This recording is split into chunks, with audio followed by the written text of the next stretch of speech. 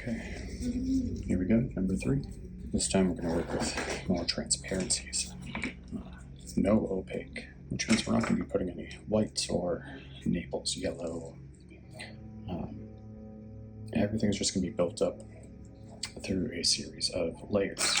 The way I like to do it, it's just my personal favorite. I like a combination of ochre and black, lamp black. Ignore these other colors. That's just from another painting I'm working on. So all we're using today is ochre and black. I like to get it to, I don't want it to be super dark. You don't want it to be yellow either. Kind of like to do almost like a mid-dark tone. So if I were to break it down, it's probably about 75% ochre to about 25% black. And if you don't know this, or if you've run into this problem before when you have yellows and ochres and blacks, you'll notice they go green. This is just color theory in practice. I personally love this color green, so got it mixed up. Another thing we're using today is some solvents. This is the one that I like to use. It's odorless. It is not turpentine. Just a really, really good product used for thinning out oil paints. Now, just like with everything, less is more. So let's get started. We got our Gamsol, got our paint, we have our grid, or not so much a grid, but it's divided into 4 equal parts. Now, the way I like to do this is just measure what the canvas is, literally just cut it in half, make a dot, dot, dot, dot, line, line, and I usually just erase the edges of the lines, because most likely this is going to get covered up by paint, but if you leave those lines, they will show through. Sounds a little high, actually. No, I always use pencil. I prefer using a 2H, and then you could just give both of those lines just a touch with the eraser. So it's visible, but it's not taking away, it's not distracting. Okay, so let's get into it. Same as last time. Just gonna be using that grid to lay in our basic shapes. I always start at the top. I don't know why, but I think it's because I think paintings look better with a little bit more room to breathe up top than below. Usually about a third of the way down.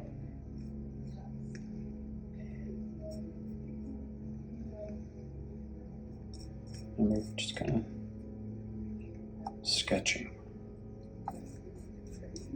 Just getting information in.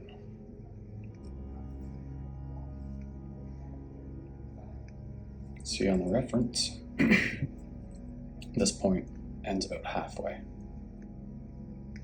This next little lip.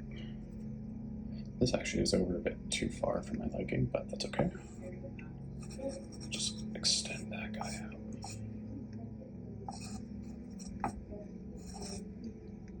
This curve.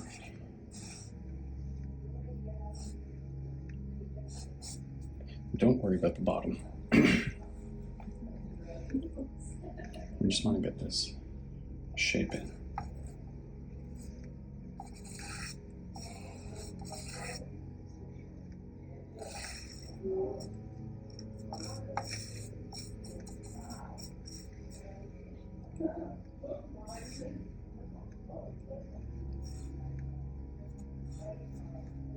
Right, we are using the same brush, that boar hair. Because again, we don't want a lot of paint going on. This is more of a build-up. And you know what? Let's put the teeth in there this time. I'm not going for perfect.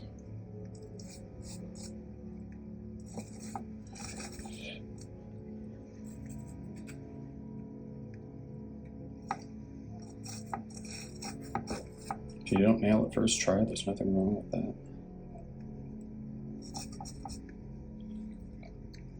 So that's kind of how I start. I like to just get that basic structure. I could go up a bit. Oh, it's a bit square over here, so I'm just going to round that off.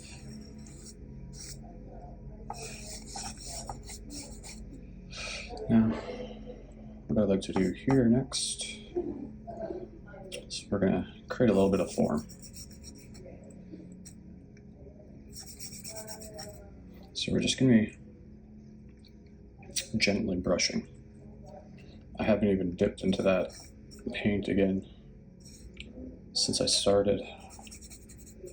Because again, we just want, it's more of like a warm-up. That's how I think about these. Just figuring it out, getting to know the shapes and the shadows. But when I see black, I'm not necessarily going right into the paint. These are just washes. I chose just to flip the image this time. Sorry, I should have mentioned that at the beginning. This is not the same image, it's the same bone,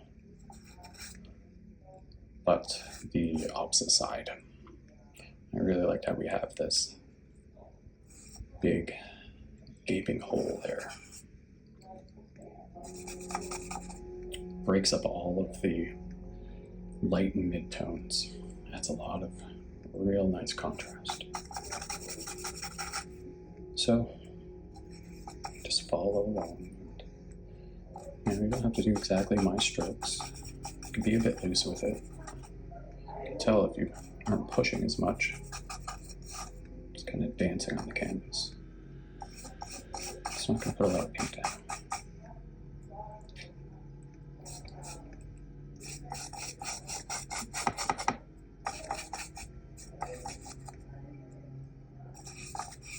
You can see how far that spreads. Since this is so thin, it's really easy to manipulate once it's on the canvas. So now I have this whole area right here. It's all mid-tones. So that's why I'm moving a bit faster, scratching it in.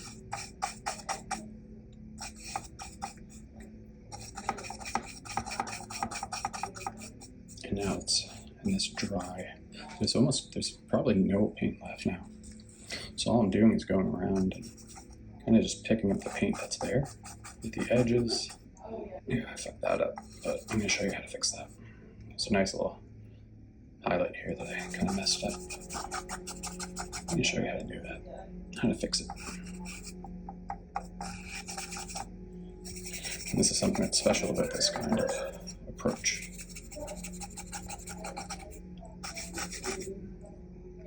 Now, when I go back in, because I don't want a lot, I kind of just grab just a little bit of that puddle that I dragged out earlier.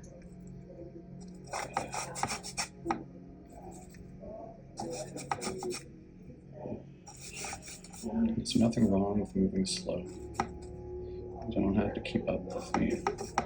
If you need to pause it, take the pause.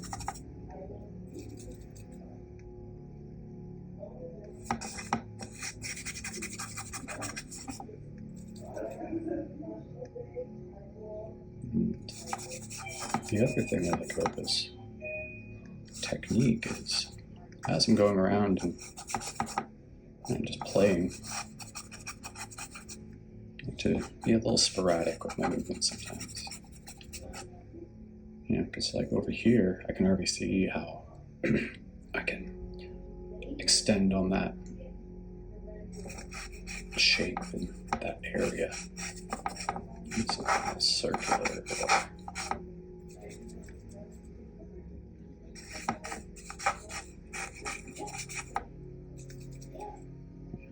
Just have some fun. Something like that. And horizon lines, you know, This was actually from David Lynch, and I fully agree with it. Where I'm essentially going to be using this as the horizon line.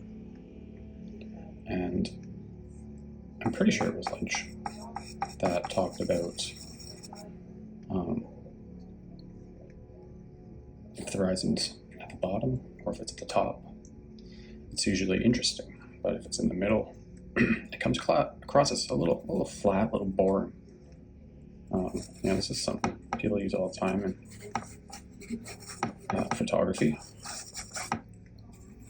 If you really start to pay attention, you'll see those patterns as well, even in movies, and it's like a really great shot. Look at where the horizon line is.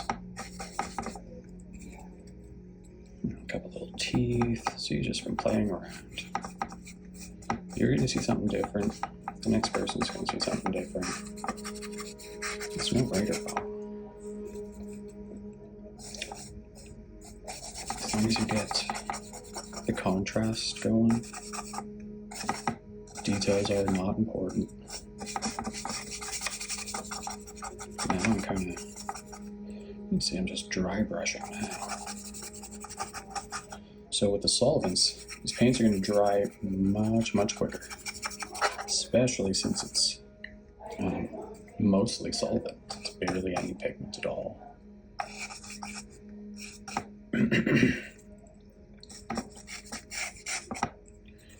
So that initial paint I've laid down, it's not dry per se, but it is going to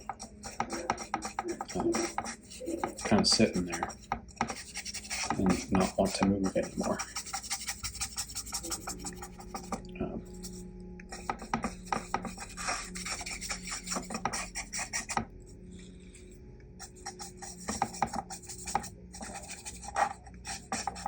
What I'm going to do next is, we're still using the solvent. We're going to go in, put our darkest areas. Excuse me.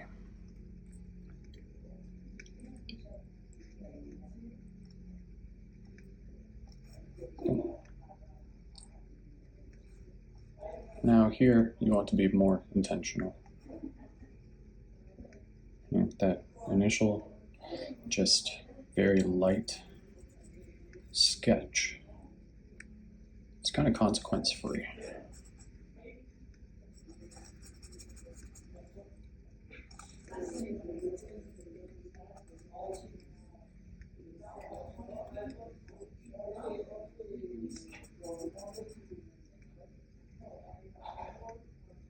Okay, so those are the only really dark parts of the piece. Kind of, it's a transition. That pure black and that pure black is a transition. Right in between.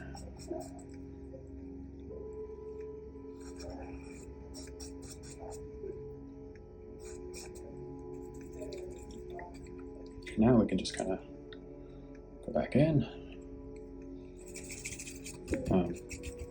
So if you want to emulate a dry brush, you can always just take your paintbrush, right, and just take all the paint off. Well, as much as you can. And this is going to be useful. If you look at the reference, it's like this nice shadow coming over here. Look at the angles too, right? It's all just angles and shapes.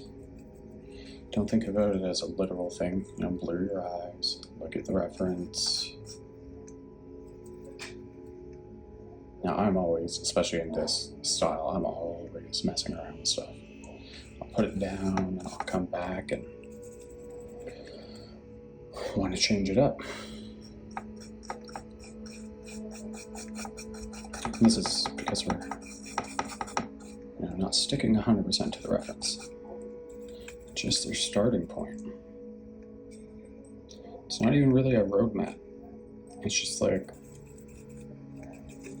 it's more like a treasure map. And it shows you where the X is, but it doesn't tell you how to get there.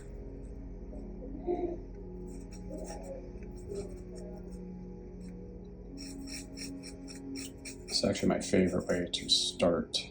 Typically, if I'm doing a bigger project, I always start this way. Because as we're going, I'm doing some problem solving in my head.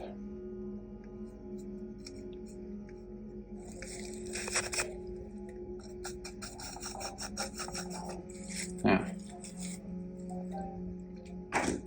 this is where some dry brushing comes in handy. You will notice this is going to move very quickly. And I'm just doing this to show you what happens. Again, nothing's permanent yet. Everything's going to still move around. It's the best part about oil paints, it's very forgiving. Kind of just pushing it into the canvas now.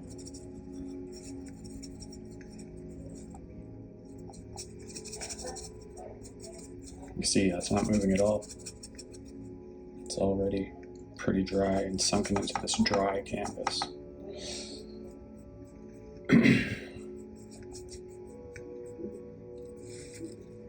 And I like this too. This is what I really like about doing this abstract is when you dry brush sometimes it's like that's a really cool, unintentional shadow. Now we have to go back in and kind of create that highlight because it is very important. But just wanted to point that out.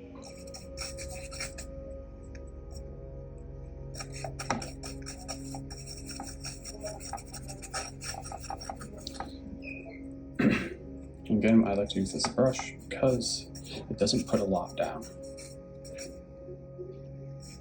which means, you know, as we keep going back and forth, and as we go back and forth, I'm not muddying anything up.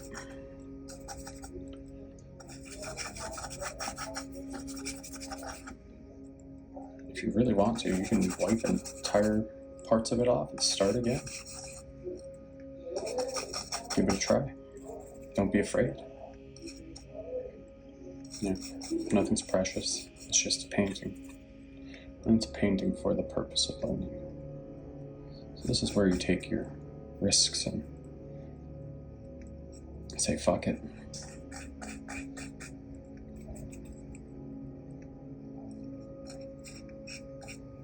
So you can see I moved all that stuff around. Always doing this, right? See, I'm not staying in one area.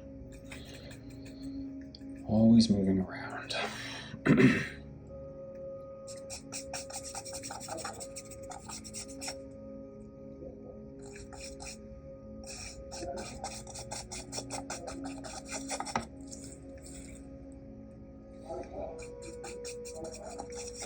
Now that I'm thinking about it, I think we are going to introduce a background.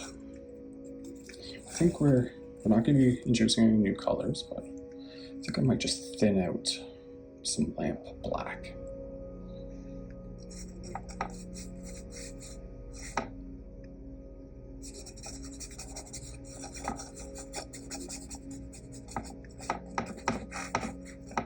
Move around. Now I'm barely even looking at the reference, you know. Take it away, bring it back, take it away, bring it back. If you're really not liking it, this is a nice little trick too. So just get a second perspective. So you can paint upside down.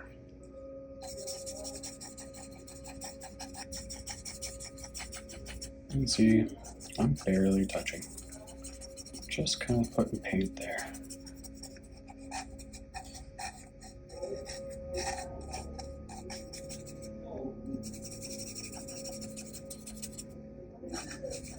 It's all just about practicing these things.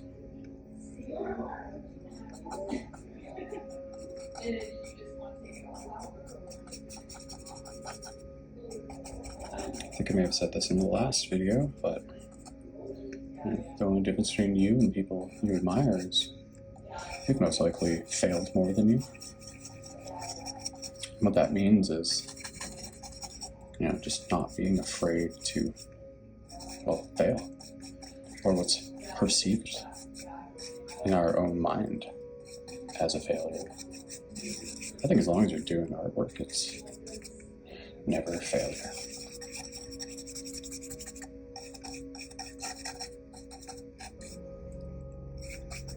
I think some people might think that way because maybe it doesn't look exactly like the picture, or maybe you start out with something that's a bit out of your wheelhouse of skills.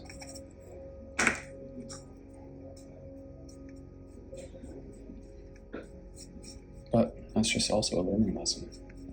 That painting that you consider a failure, it's telling you something. It's telling you where you need to improve. It's telling you where you're succeeding. You gotta listen to it.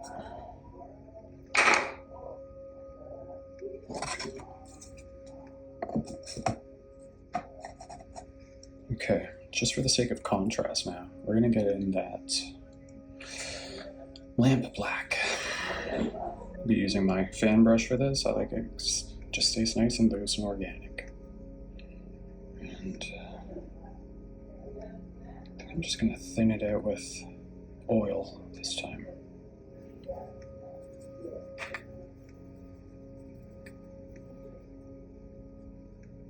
A little more, just get it to the right consistency. Something like this, I'm probably gonna be doing like 50-50 oil to paint. So what we're going to do now is we're really going to focus on those contours and the contrast and be a bit nitpicky about it.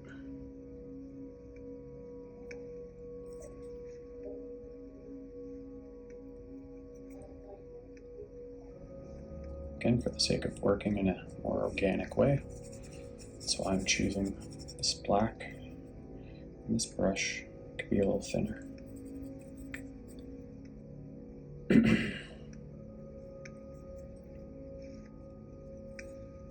It's not perfect, it makes really cool. Look at that.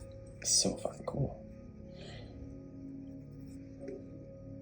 Creates a lot of unexpected things to happen.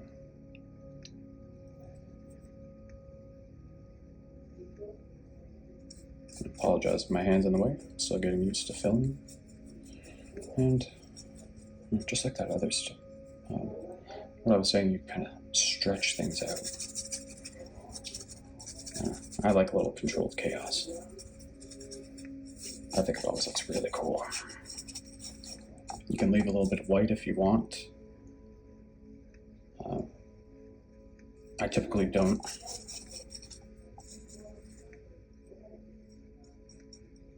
But you can definitely do that. I might leave a little like spotting, but I don't leave chunks. Okay, I'm out of paint. So.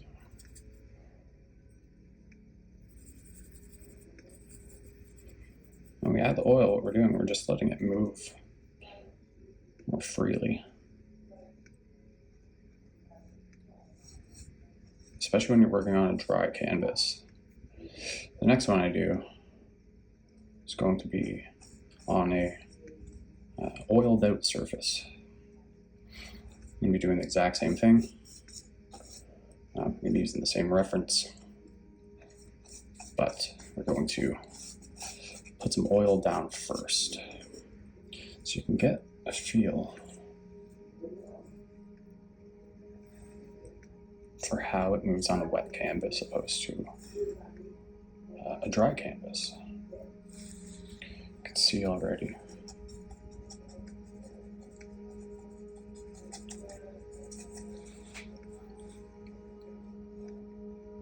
How much this contrasts it.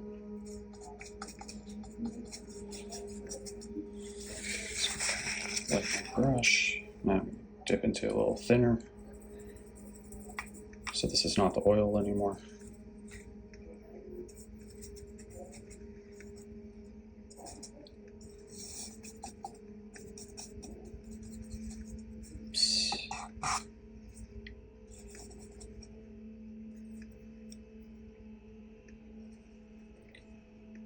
There's this nice curve over there.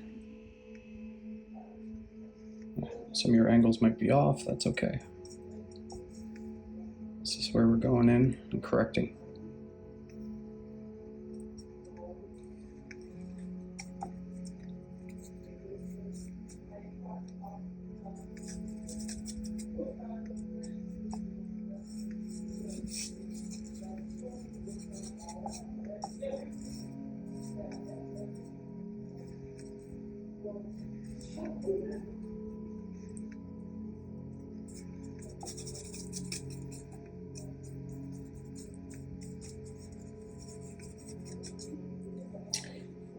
I typically don't do this with the black early on, but I just wanted to show you guys.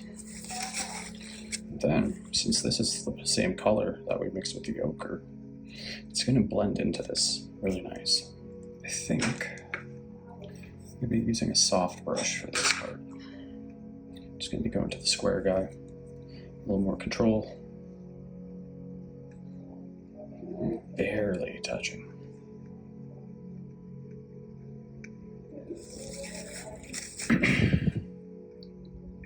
Just kind of meeting in the middle, where that black and the green meet up. I think it just creates a really cool effect too. It's more of like expressionist, I guess you could call it. Big, bold kind of strokes.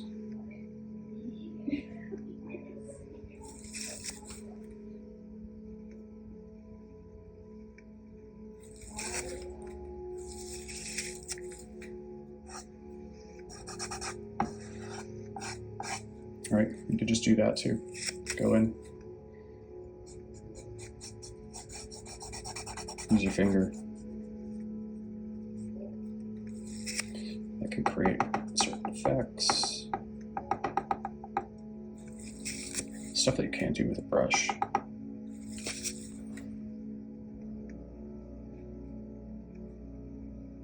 actually kind of like that erosion kind of look.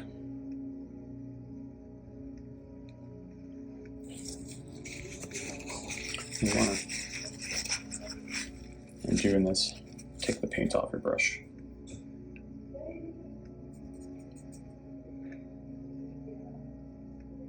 Now, it also might be getting a bit too dark for you. That's okay.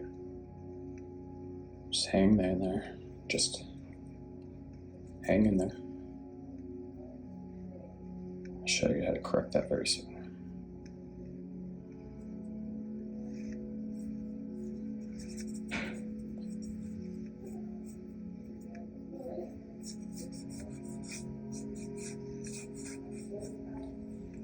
That's a trick for more expressive painting, what I just did there. See how I didn't lift my brush off the canvas. It's a very useful tip.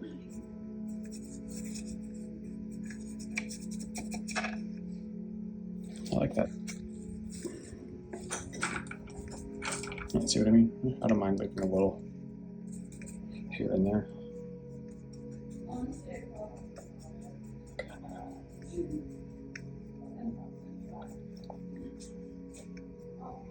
Now, do not go into this black with this kind of brush being so big, unless you're going to pretty much not be touching it. It's going to move very, very easily. Okay, now we have basic elements. We have our shape, we have our contrast. So I'm going to show you how to make some adjustments. Get my handy Q-tips. What we can do Just tiny dip into the solvent. Get any excess off. I just like to roll it. And we're gonna erase. See that? Wow. Nice highlight here. So what we're doing is creating highlights by erasing.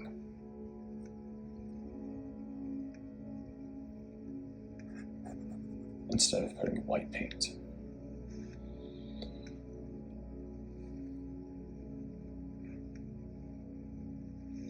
See a little good trick for holes. If you have like a little dark circle, put a highlight underneath it. Looks more like a hole.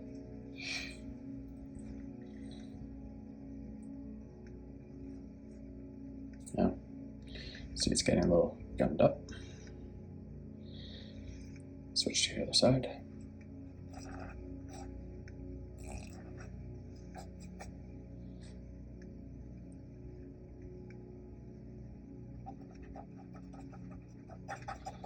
Kind of. It's good working with angles. Dip. Extract.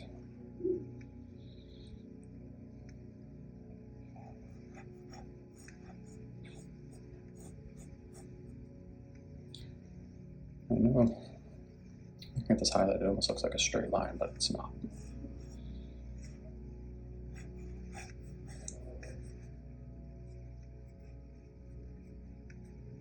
Kind of play with your hand pressures, get used to what this feels like. You'll notice little pools start to happen. Just flip it over. And soak up some of that puddle.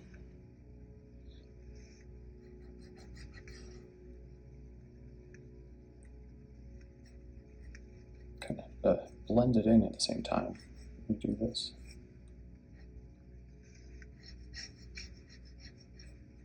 You can see I'm using the dry side now because that thinner's already on there.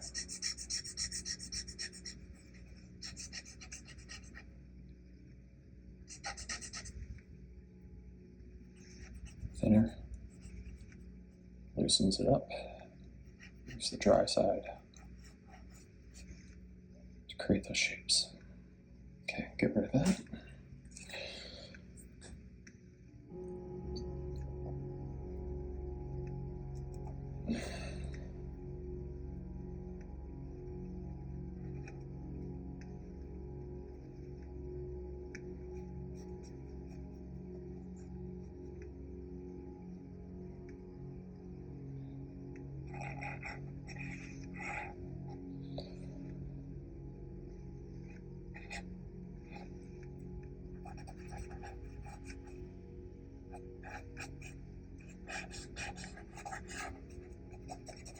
Blend to this part.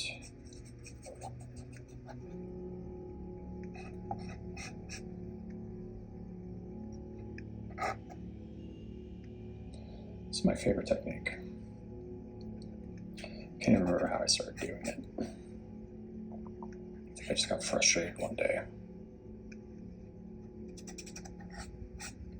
And then I found addition by subtraction being one of the most powerful tools. And you know what? If I didn't fuck around and just try new things, I would have never discovered that. So let's experiment. It's good to experiment.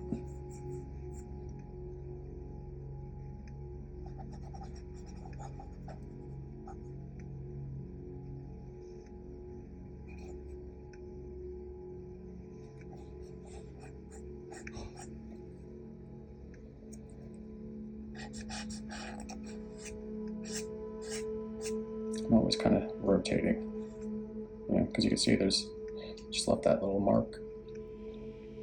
It's always going to be picking up paint. So I go through a lot of these. You can see I didn't use solvent there, it's just kind of pushing it around.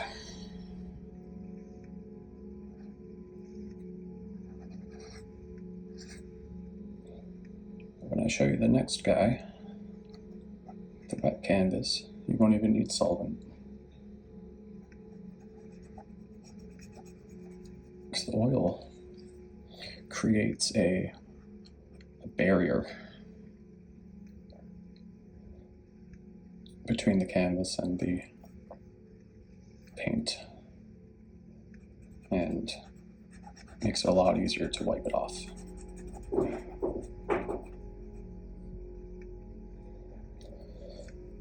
Okay, I'm pretty happy with those areas. Maybe just a touch. Now, since I just want a very small amount, you can see I'm just picking up the excess paint thinner.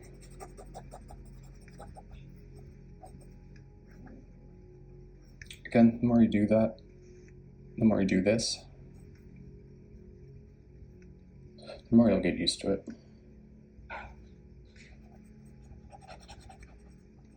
Don't expect to be able to copy this immediately. It takes time.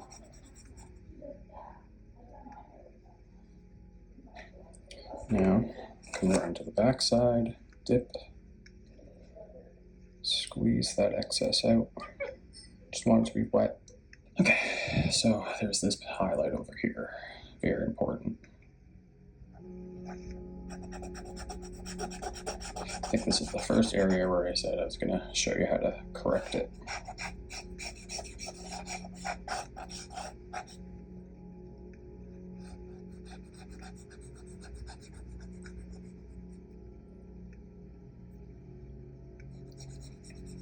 Now, I wanted to reshape that whole part, so I'm kind of just erasing that whole thing.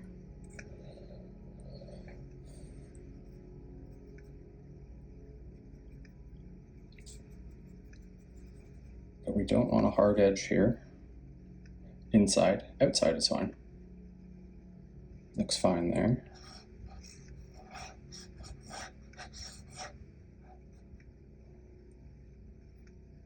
But going inside, we don't want that to be a hard edge.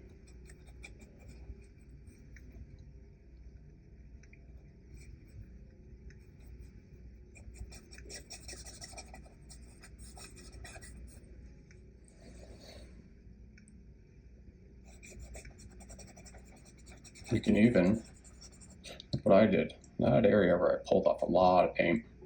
Now you have paint in here. And if you're going into this drier area, just use the Q-tip. And if you push a bit, it'll put a little bit down, which is good for your transitions.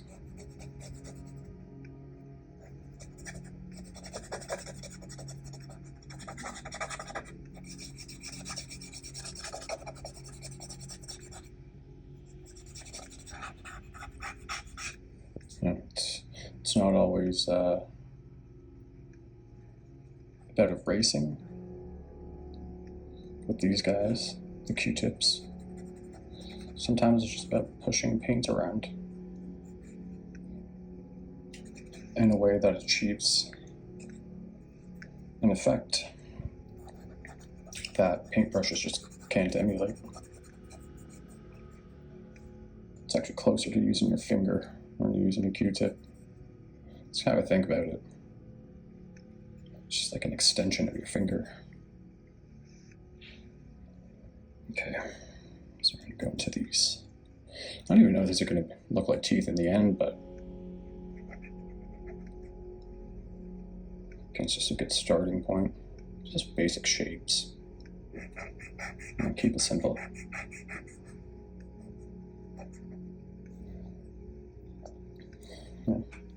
The way I'm seeing it right now, looks more like scales and like fractal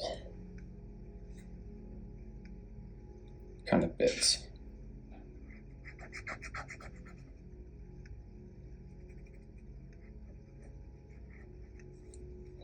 Just creating contrast in this area with some I'm trying to create interesting looking shapes.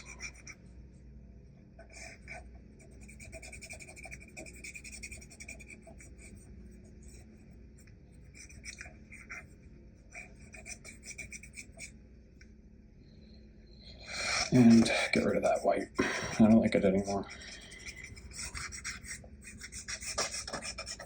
Again, just using paint that's already on here.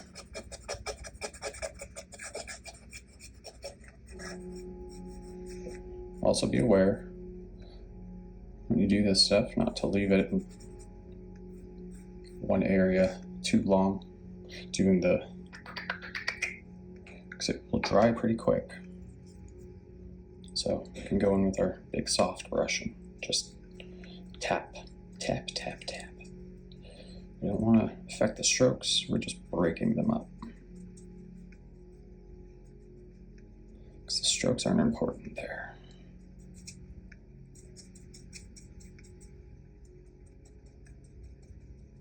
Just creates a nice soft edge. Tap, tap, tap. That's what I do.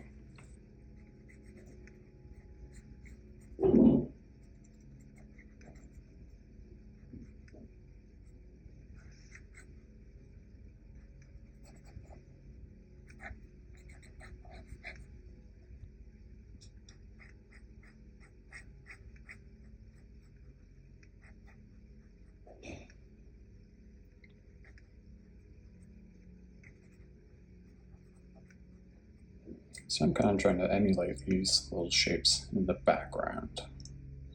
Almost showing that it's back there too, but we're not going as light. We don't want it competing. It's more like the power of suggestion. If you don't know what that means, it means we're just suggesting things instead of painting them exactly as they would be in real life. If you want, what I'm doing is just taking my bristle brush, hog bristle, cleaning it off, and just tapping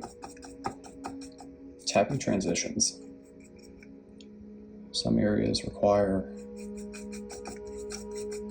hard edges, others do not.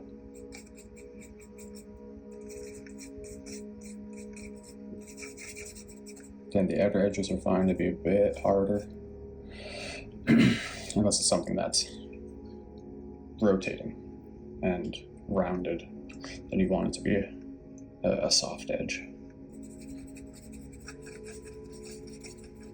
If you want to get into like very technical paintings, you're really going to need to learn that stuff.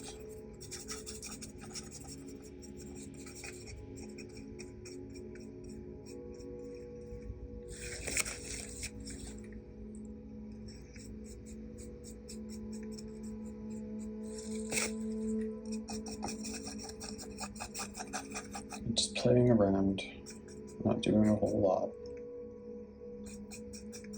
Don't worry with this area, we're gonna go back into it. Yeah, it's pretty sharp here, so this is what the reference is good for. A lot of time if you just paint out of your head directly, you might just get lost. Again, that's kind of how it's more just like a, I don't want to say roadmap, but for when you get lost, it's something to look at. Yeah, like that. It's all looking good. As I said before, this brush is a bit scratchy. It doesn't fill every pore of the canvas. But now I'm switching over to a synthetic bristle, which is going to put down much more paint and fill all those pores. So now it's not about looseness anymore. Now it's about tightening everything. So we want to stick with the fat over lean rule, I guess you can call it. I didn't know what this meant for years. I'm just gonna, as I described, let's just fix some more transitions. But the lean over fat, to my understanding, is this first layer is very lean. There's barely any oil in it. when we're talking about paint that has no solvents, it has no thinners, has nothing else in it, it's just paint and oil, or pigment and oil. That's gonna go on top of the paint a lot better, as you'll see. So this is just pure paint now. Not loading up too much, just enough. And we're going to reintroduce those shadows. Kind of like how I said before, where I think about painting like sculpture. It's this constant push and pull, and so do it as many times as you need to. But now that we've done all the playing, and now we're going to be a bit more disciplined with our strokes. Kind of like in those first videos. It's a bit more like that now.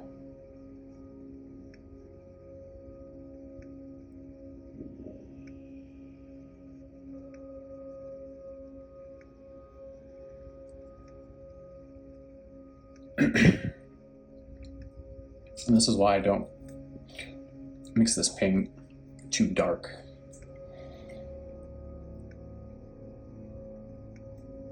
You can see the difference between black and the green. And what we're going to do at the end is we're going to just hit these two areas. No, probably just those two areas with a little bit of pure black. So when I'm thinking about this area, since these here and here are going to be darker, this will be that mid-tone transition you see in the reference.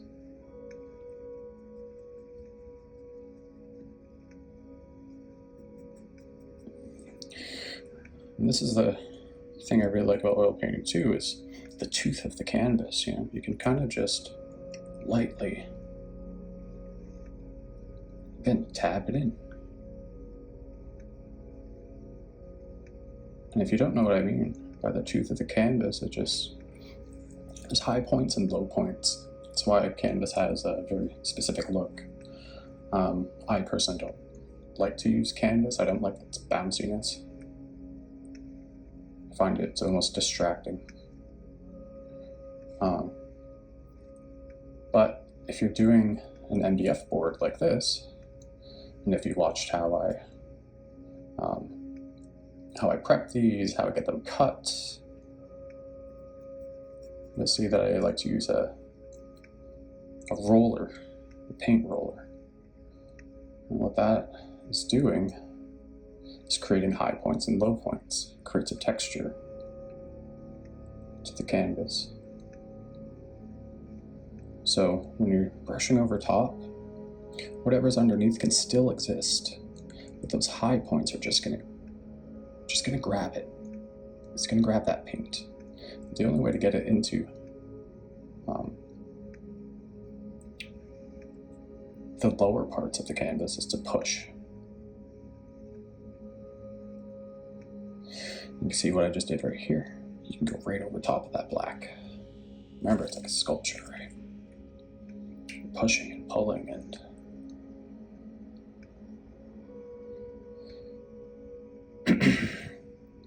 that's what this technique is anyway. We'll be getting into some other ones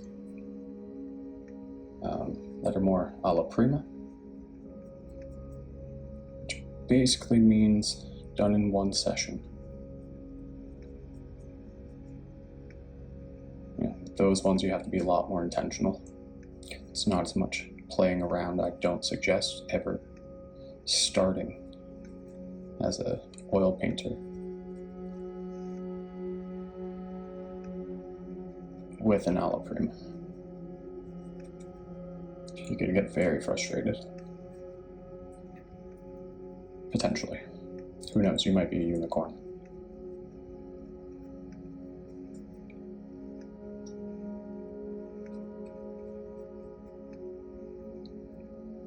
Some people just get it quicker than others too. So everybody learns at their own pace. And this isn't school, all being taught to do the exact same things, the exact same way. And if yours doesn't look like theirs, something's wrong with it. I don't believe in that. It all comes down to discipline and practice and honesty. Just good values to live by. I feel like if you could do that with your art, you can do it in other places of your life where you feel like you can't be as honest as you'd like to be. It helps let go of those fears.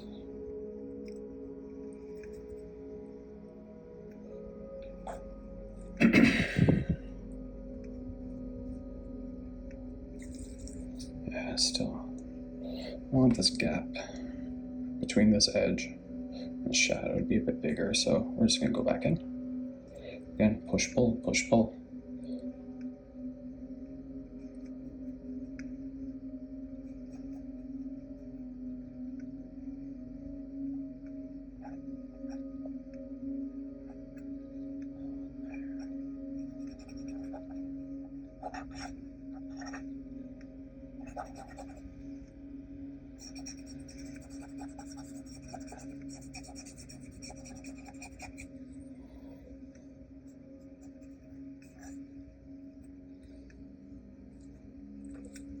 Yeah, even like this little notch, I love that stuff. I love how it happens without you even trying. It happens because you're doing it. That's where real progress and creativity comes from. It's not from sitting around and thinking of the best ideas. It's all about putting in the work, and then the work inspires you.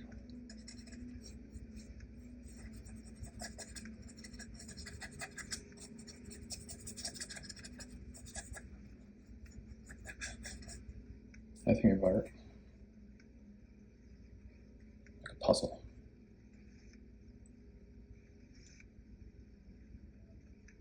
How did these pieces fit? It's a lot of problem solving. Okay, this worked here, but it didn't work here. Why? That's the shit that gets me excited about art. It's when I'm learning something. There's always something to learn. No matter how long you've been painting.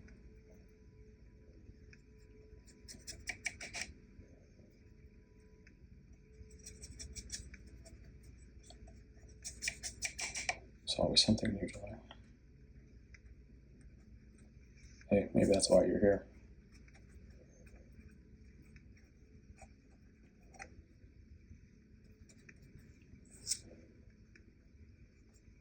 Since this light is coming from above, right? Naturally, this is going to get a big extra hit. Maybe just some high points here and there. Not too much in this area, because it's going to be kind of sheltered from the light.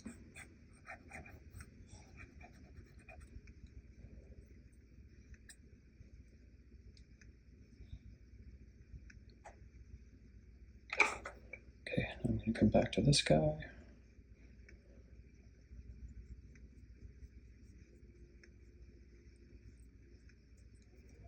Okay, so I know I was saying earlier not to really touch the black. That's just because it was very, very wet. So if you want to kind of fuzz out some of that background, this is when to do it. Even if you are just using oil to thin out your black, I like to use refined linseed oil because it does dry much quicker. Again, barely touching.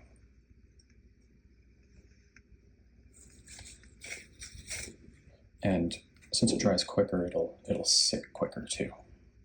So don't get me wrong, it's still gonna move around very quickly, but not nearly as much.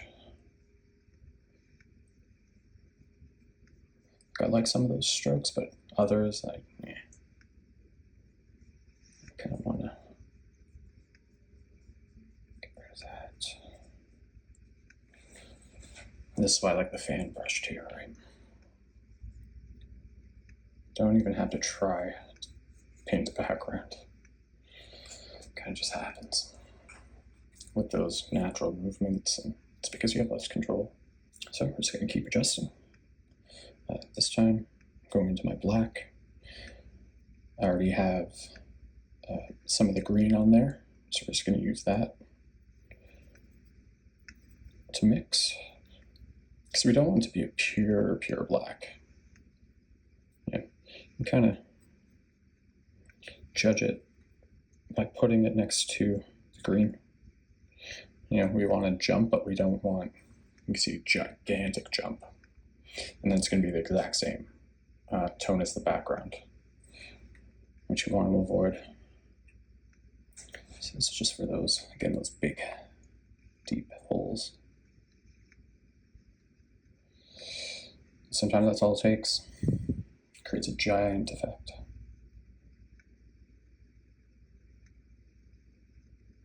You got to remember too, we got that green there, so it's going to be mixing in with that on the canvas.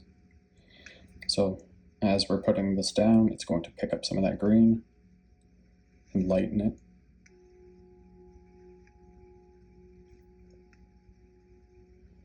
So you want to keep going back to your black. And this is when it feels really good. The oil paints itself. I love it when it gets to that like half dry, tacky stage. Because this, again, is the fat over top of that lean.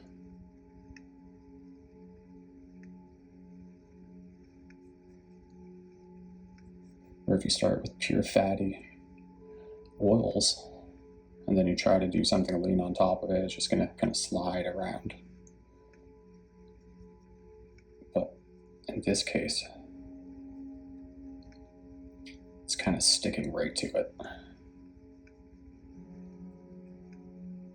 And since I already have some of that paint on my brush, I'm just going to darken up some other areas.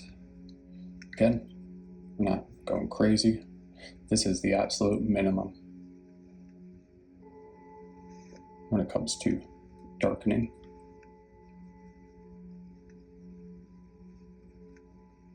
Cut that last bit out. I don't know what the fuck that meant. Hi, Savannah. I hope you're enjoying this.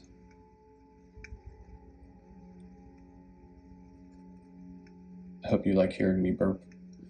Don't put this in. I don't know why I'm so gassy today. It was the coffee.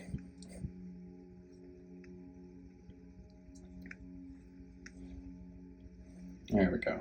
Now we can see, yeah, it's not dark enough to compete with the background.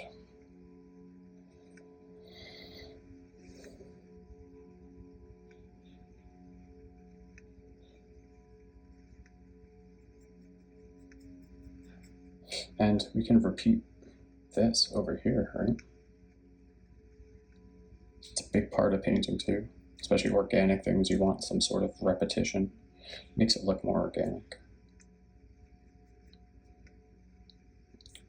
But not identical either. You want a variation of the same shape.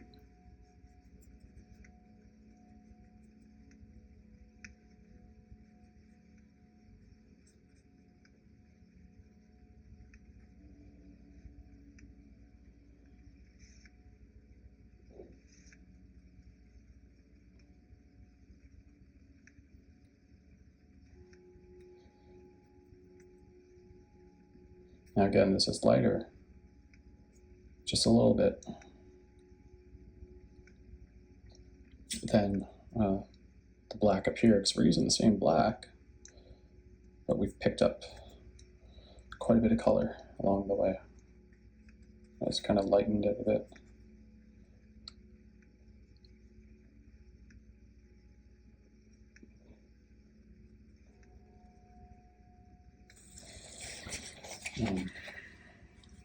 I'm just about done. I'm going to go in with a smaller brush, because since we took that big brush and kind of messed with the background, it messed with the edges a little bit. That's okay, right? We're doing a push and pull. It's the beauty of oil paints.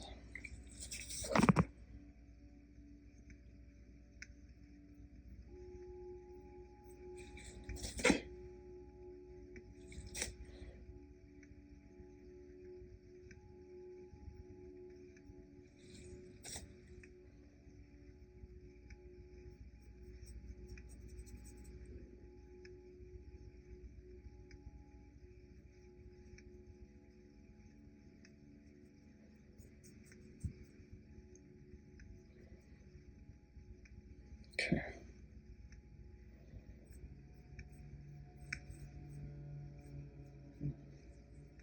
And this area is bugging me. So I'm going to go back into my black, the thinned out black.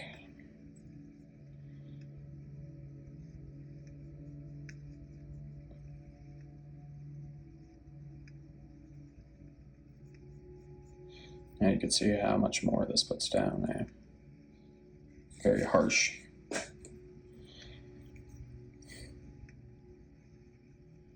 But just a little bit of work. And just tap, barely touch.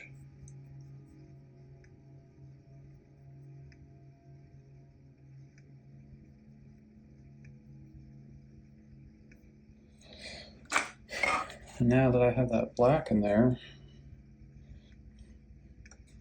kind of want just in the hole, just a touch. Just make it look deeper.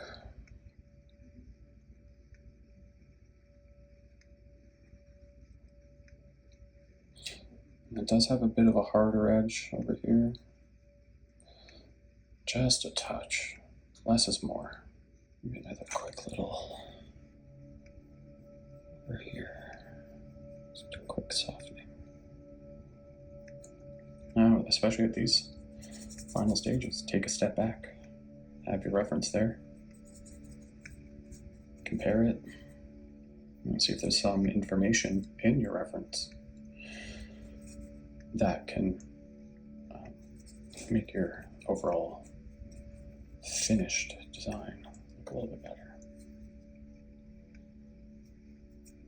This edge is just a little too loose.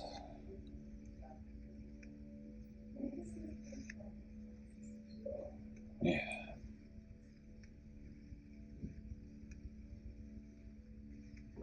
See? You can see that's a good example. This edge looks sharp, where since this one's soft, it looks like it's rolling and curling around.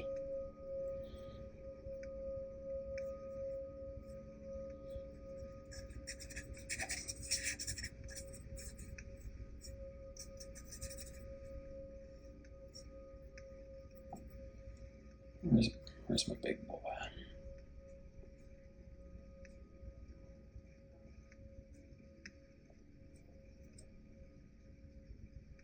Yeah. And this is all because I just stepped back, right? Seeing these things. I want this to be a harder edge.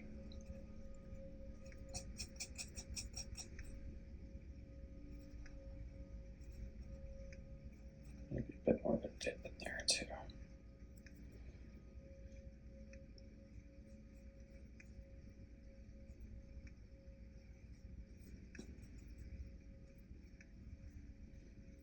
It's a little thin now. Again, like a sculpture, right? Put too much clay in one area and just rip it off.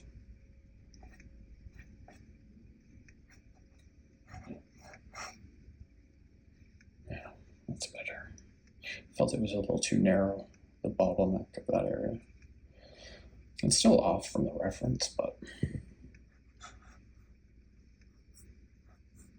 that's okay. Can always just do something quick like that. And then now, because I did that, I see a little area that would catch light right here.